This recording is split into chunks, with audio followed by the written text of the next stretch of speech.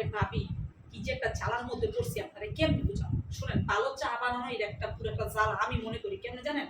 ভালো চা বানাই এই জন্য আমার জামাই কি করে শুনেন, অফিস থেকে আইলাম বা কি করলাম না করলাম, আমার কি খারাপ লাগতেছে আমার ভালো লাগতেছে এগুলো আর কিচ্ছু দেখার বিষয় না। আমারে ধরেন বাসায় পুরা কাজের মেয়ে বানাইছে, সেটা হচ্ছে অফিসিয়ালি না আনঅফিসিয়ালি কাজের মানুষ বানাইছে। কি করে শুনেন, কেউ আসলে বলে আমার ফারজান অনেক ভালো চা বানায়, ফারজান একটু চা বসাও। এরপরে কি করে অফিস আসলে একটু দুধ চা বসার চা খাইলো, আবার হয়তো একটু একটা বসে দুধ চা খাইতে পারে। আমি বাসায় কি আর অন্য কিছু সবাই ফোন দিয়ে কয় আসেন আসেন বাসায় আসেন, আমার বউ আসো বাসায় এসে বেড়ায় যাও, আমার বউ হয়তো চা খেতে। কেন আমি ছাড়া কি আর চা বানাতে কেউ পারে না?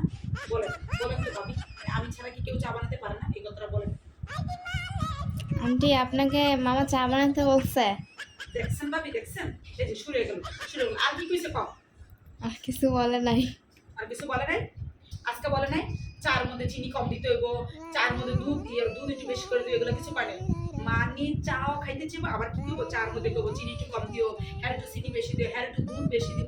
মানে কি কম কি যে বলবো ভাবে এই জ্বালাটা। আমার কাছে মনে হয় আপনি যদি ভালো চা বানাতে পারেন, জীবন কারোর কাছে বলবেন না আপনি ভালো চা বানাতে পারেন, খালি যদি আপনি একটা ভালো চা বানাতে পারেন আপনারা সবাই পাইয়া বইব। আজকে মানে মানে ধরেন আপনার বাসায় আর কিছু না, আপনি বাসা ধরেন একেবারে পাক্কা আনঅফিসিয়ালি কাজে হয়ে যাবেন।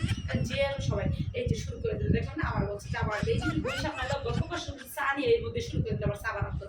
মানে কি আর বাসায় কি আর অন্য কোনো খাবার দাবার নাই, অন্য কোনো কিছু দিতে অল্প ফ্রেন্ড ফোন দেখবো আর দোস্ত বাসায় আইস আইয়া তো বাবিরা তো চা খাইতিস কেন, আমি খালি চা বানাতে পারি কিছু পারি না? না তবে না, তোমার তো চাটা খুব ভালো হয়।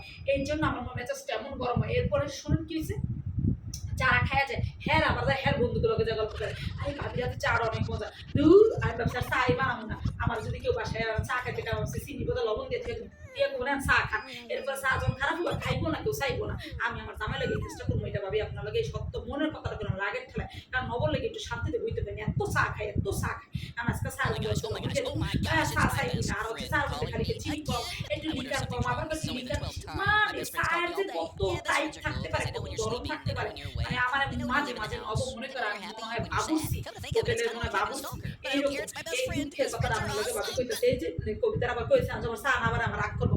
আচ্ছা একটু বন ভাবি আমি একটু চাটা বানাই আসি।